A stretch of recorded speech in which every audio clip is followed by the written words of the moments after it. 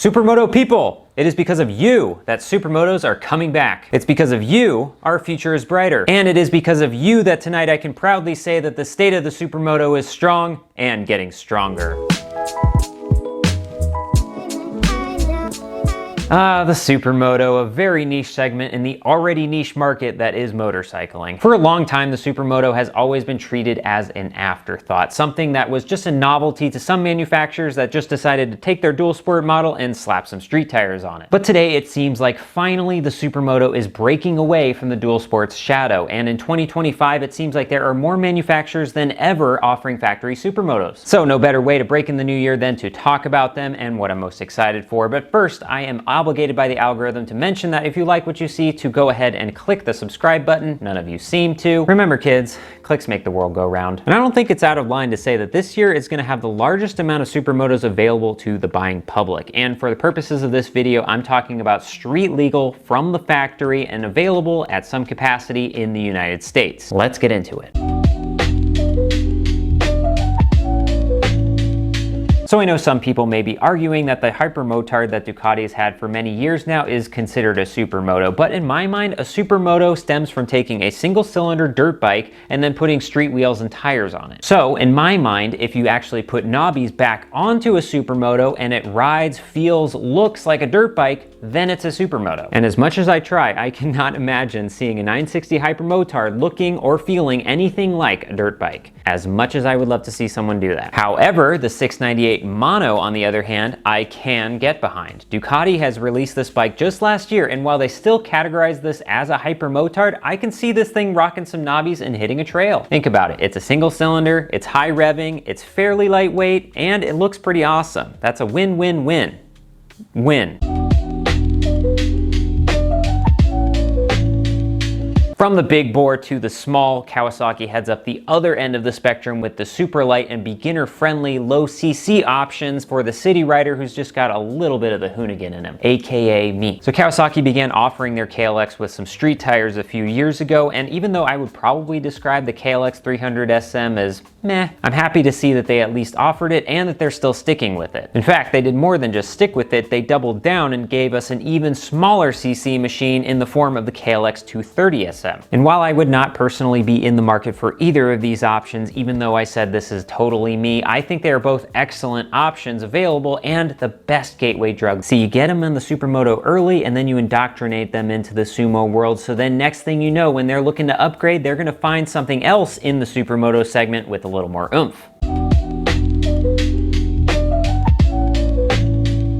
Speaking of oomph, now we're back at the top of the line performance and power with the Austrian trio. The KTM 690 SMCR, the Husky 701 SM, and the GasGas SM700. And if you thought 3 of the exact same 700cc bikes wasn't enough, I sure did. They recently unveiled not 1, but 2 brand new Supermotos at EICMA last year. So the big talk was their 390 platform. They added 2 new variants to their Adventure R, and one of those was the KTM 390 SMCR. And wow, I know that the opinions on the looks of it can be a little divisive and the tank shrouds honestly are a bit wonky, but personally on the whole I really like the look of it. And let's also not forget the other one, because the rest of the internet seems to, that in addition to the 390 they were also offering a 125 SMCR. And I cannot find anything on this bike, but I want to know more. And it's funny because earlier I was poo-pooing Kawasaki for only making a KLX 300 and a KLX 230 being too small and too weak, but now I'm actually more interested in the KTM 125 because for whatever reason, maybe it's because of the fact that it's KTM, that I think the 125 will just have a little bit something extra. It's something so much so that maybe I would consider going to the orange side to find out. All that to say, I just want to learn more about the 125 SMCR, and for whatever reason, there is literally nothing on the internet on this bike besides a couple of small TikToks and a Facebook group post. And maybe, well, definitely, I'm putting the cart before the horse in this case, because as I'm sure you're aware, KTM is,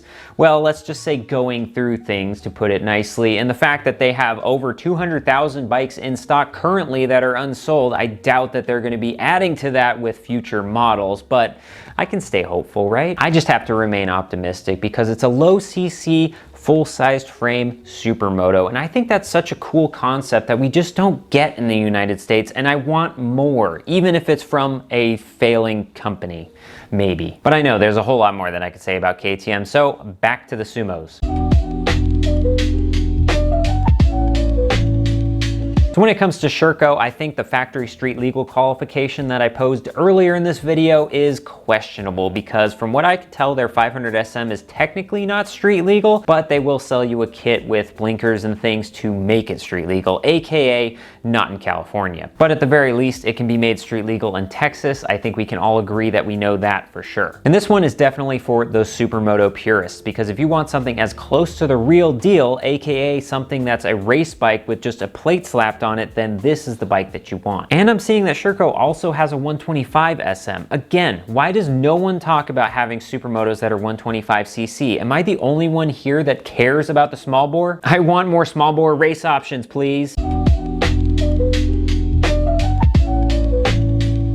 Did you guys know that SSR had a supermoto? Or that SSR was even still a thing? I knew about SSR personally from the Rascal that they had back in the day, but apparently they still sell a 250cc street legal version of their XF 250X that has street trim. Nothing else to say about this one. It's air-cooled, it's carbureted, it's stuck in the past. But hey, it's not nothing. Every supermoto counts. Now we get to the OG, the go-to, the people's sumo, and it's gone. The DRZ 400 SM has been around for decades, but Old Reliable is getting the axe this year. But not to worry, because there is another exciting announcement from EICMA this last year, giving us the brand new DRZ 4 SM. And this is probably the announcement that has had everyone talking, including me. And I won't get into all of mine because, as I said, I made a video on that previously, but genuinely, I'm looking forward to seeing this thing and how it performs. I know a lot of people are saying it's a little too late, but I say better late than never. And finally, we wrap things up with Husqvarna's scrap pile SMW and their all new SM500R? I'm not quite sure, to be honest, at first, because this is built from Husky's remains after KTM bought the rights, and secondly, the website here states that the 2024 model is coming soon, but then when you click it, it redirects to the 2022 SM500. Honestly, they don't even know if it's new or not. But regardless, SWM does offer a cool mid-pack 500 supermoto with some great bells and whistles that you'll see on the high-performance bikes, of course, but with a price tag that's under $9,000. Supposedly, anyway. I don't exactly trust their website. It is all over the place. I lied. We actually now finally wrap things up with nothing. Nada. Zilch. Zero. I had this video uploaded and ready to publish, but then it suddenly dawned on me that I completely forgot about one of the original street legal electric bikes that just happens to be a supermoto, the Zero FXE. Now, people may poo-poo this bike because it is electric. It needs to be plugged in for upwards of 9 hours to get maybe 100 miles out of it, but this thing has an ace up its sleeve that none of the others that we discussed have.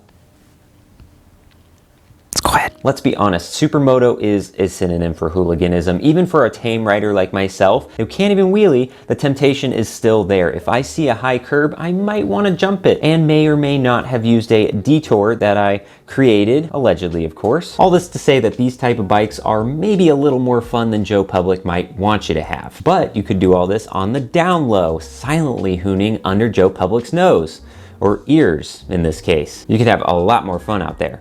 Again, allegedly. Also, the instant torque of any electric bike is too awesome to ignore. That is a total of 11, count them, 11 different factory supermoto options, with another 3 potential on the way. Our cup runneth over with the possibilities. But not only that, if you have something else, then there are plenty of options to convert to supermoto with companies like Warp 9 that provide the ability to build supermoto wheels for just about anything you can think of. I will never not stop singing the praises of Warp 9 for them allowing me to build my perfect supermoto. Warp 9, if you are watching this, please, for the love of God, sponsor me. I think it's so great having this amount of variety, and especially having entry-level options that get people interested in this segment. And I always encourage people to get interested in this segment. I've said this before many times, but I will say it again, that the Supermoto is the #1 do-it-all motorcycle. It's light and nimble enough for navigating in the city. It's fast and torquey enough for a twisty mountain road or a track day. It's tall and has enough suspension to rip it off-road. Who says you need knobbies to hit the dirt? It's even fast and tolerable enough to hit the highways in a pinch. Definitely not comfortable, just tolerable. I mean, what other type of bike out there can say that? Is a GS a good city runabout?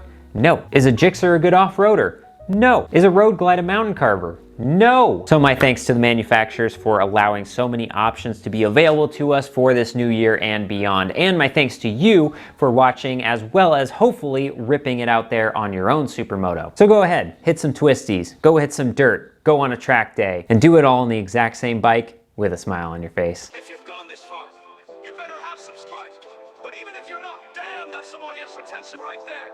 Yeah, yeah, yeah.